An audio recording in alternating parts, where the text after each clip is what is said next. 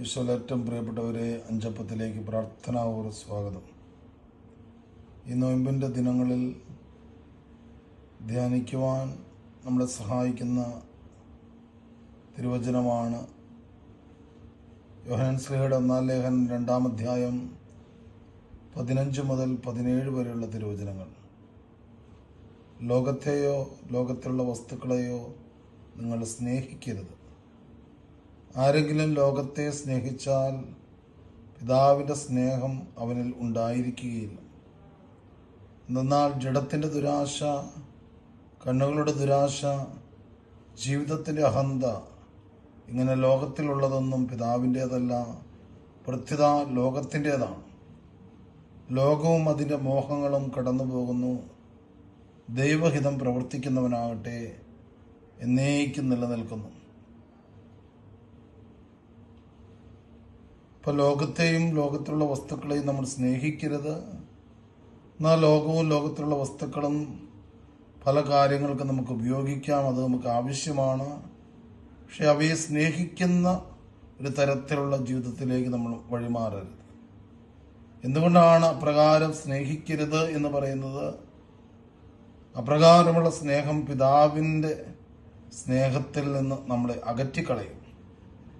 നമുക്കെല്ലാവർക്കും എത്രയോ പ്രലോഭനങ്ങളുണ്ട്. ഏതൊക്കെയോ മേഖലകളിൽ, സംസാരങ്ങളിൽ, ചിന്തകളിൽ, നോട്ടങ്ങളിൽ, ചിന്തകളിൽ, പ്രവൃത്തികളിലെല്ലാം വീണു പോകുന്നവരാണ് നാം.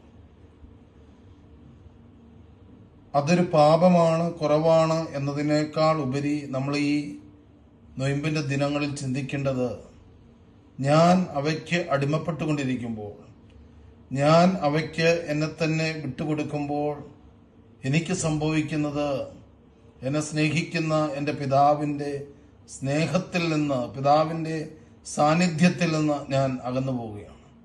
പിതാവിൻ്റെ ബന്ധത്തിൽ നിന്ന് ഞാൻ അകന്നു പോവുകയാണ്. ആ പിതാവുമായിട്ടുള്ള ബന്ധം നഷ്ടപ്പെടാതിരിക്കാൻ, അല്ലെങ്കിൽ പിതാവുമായിട്ടുള്ള ആ സ്നേഹബന്ധം ഊട്ടിയുറപ്പിക്കുവാൻ വേണ്ടിയിട്ടാണ് ഞാൻ ഇപ്രകാരമുള്ള കാര്യങ്ങൾ വേണ്ട എന്ന് വയ്ക്കുന്നത്, ഇപ്രകാരമുള്ള കാര്യങ്ങളിൽ നിന്ന് അകന്നു നിൽക്കുന്നത്. കാരണം എന്നെ ഇങ്ങനെ പല രീതിയിൽ മാടി വിളിക്കുന്നതൊക്കെയും കടന്നു പോകുന്ന കാര്യങ്ങളാണ്. എന്നാൽ എൻ്റെ പിതാവുമായിട്ടുള്ള ബന്ധം, പിതാവിൻ്റെ സ്നേഹം, അത് എന്നും നിലനിൽക്കുന്നതാണ്.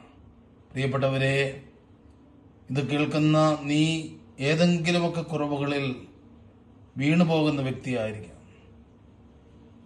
ആ കുറവുകളെയോർത്തോ വീഴ്ചകളെയോർത്തോ നിരാശപ്പെടുകയല്ല, മറിച്ച് ഈ കുറവുകൾ എന്നെ എൻ്റെ ദൈവത്തിൽ നിന്ന്, ദൈവമായിട്ടുള്ള വലിയ സാന്നിധ്യത്തിൽ നിന്ന് അകറ്റും എന്നുള്ള തിരിച്ചറിവിൽ അവയെ മറികടക്കുവാൻ, അവയിൽ നിന്ന് അകന്നു നിൽക്കാൻ നമ്മൾ പരിശ്രമിക്കുമ്പോൾ പിതാവിൻ്റെ സ്വരം, പിതാവിൻ്റെ സ്നേഹം, പിതാവിൻ്റെ സാന്നിധ്യം നമ്മുടെ ജീവിതങ്ങളിൽ അനുഭവിക്കുവാനും ലോകത്തിന് നൽകാൻ സാധിക്കാത്ത സന്തോഷവും സമാധാനവും അനുഭവിക്കുവാൻ നമുക്ക് സാധിക്കും.